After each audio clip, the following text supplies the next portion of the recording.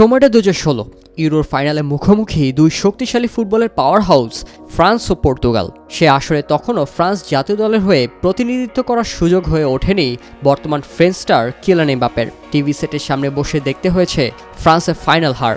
তবে কিছুটা হলেও দুঃখমোচন হয়েছিল রোনালদোকে সে স্বপ্নের ইউরো উঁচিয়ে ধরতে দেখে। ফুটবলে আইডলাইজিংয়ের বিষয়টি এমনই, প্রিয় দল না জিততে পারলেও প্রিয় খেলোয়াড়ের স্বপ্নজয় দেখে দুঃখ ভোলা যায়। ছোটবেলা থেকেই এমবাপ্পে ছিলেন একদম রোনালদো ভক্তি। টিভি সেটের সামনে বসে CR7-এর রিয়াল মাদ্রিদের হয়ে খেলা উপভোগ করেছেন কিলিয়ান। তখন থেকেই স্বপ্ন ছিল সাদা জার্সিতে লস ব্লাঙ্কোসের হয়ে খেলার। সে স্বপ্ন তো পূরণ হয়েছেই। 1 জুলাই থেকে কিলিয়ানের নতুন কর্মস্থল স্বপ্নের রিয়াল ডেরায়। যদিও যে রোনালদোকে দেখে রিয়ালে খেলার স্বপ্ন বুনছিলেন, তাকে সঙ্গী হিসেবে পাচ্ছেন না কিলিয়ান। স্বপ্নের রিয়াল মাদ্রিদ শিবিরে যোগ দেওয়ার আগেই প্রিয় রোনালদোর বিপক্ষে লড়তে হবে এমবাপ্পেকে, তাও ইউরোর কোয়ার্টার ফাইনালে। একদিকে নতুন সুপারস্টারের উত্থান, অন্যদিকে কিংবদন্তির বিদায় বেলা। অন্তত স্লোভেনিয়ার বিপক্ষে অতিরিক্ত সময়ে ম্যাচ উইনিং পেনাল্টি মিসের পর রোনালদোর কান্না সেদিকে ইঙ্গিত করে। ম্যাচ শেষেও জানিয়েছেন এটি তার ক্যারিয়ারে শেষ ইউরো।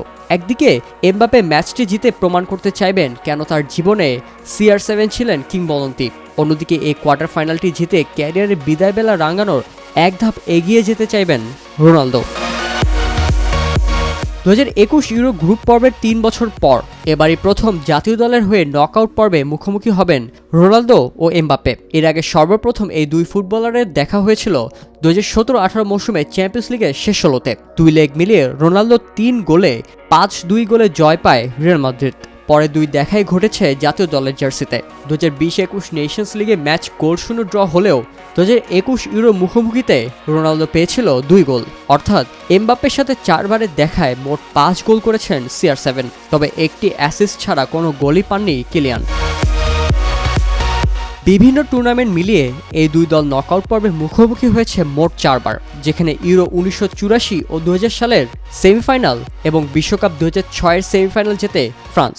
আর 2016 ইউরো ফাইনালে ফ্রান্সকে কাঁদিয়ে শিরোপা জেতে পর্তুগাল। তবে দুই দলের 28 বার দেখায় ফ্রান্স জয় পেয়েছে 19 বার, যেখানে পর্তুগালের জয় মাত্র 6টি ম্যাচে, আর বাকি 3টি ম্যাচ হয়েছে ড্র।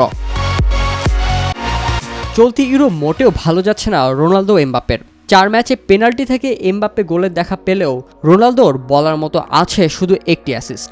স্লোভেনিয়ার বিপক্ষে পেনাল্টি থেকে গোল করার সুযোগও হাতছাড়া করেছেন এই পর্তুগিজ ফরওয়ার্ড।